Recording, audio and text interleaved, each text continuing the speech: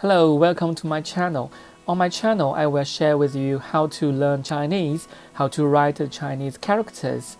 Okay, today we will learn characters or words of like yogurt.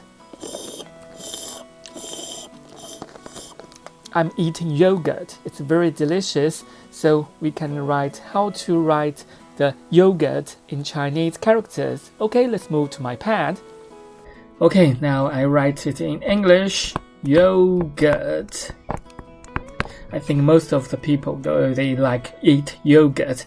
Then how to write it in Chinese? 酸奶. 酸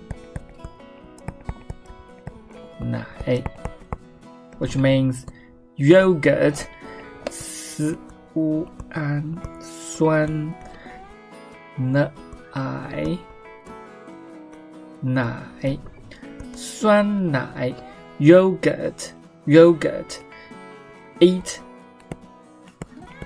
yogurt eat, which means 吃酸奶eat yogurt.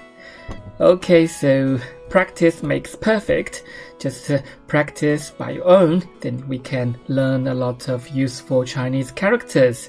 See you next time. Bye bye.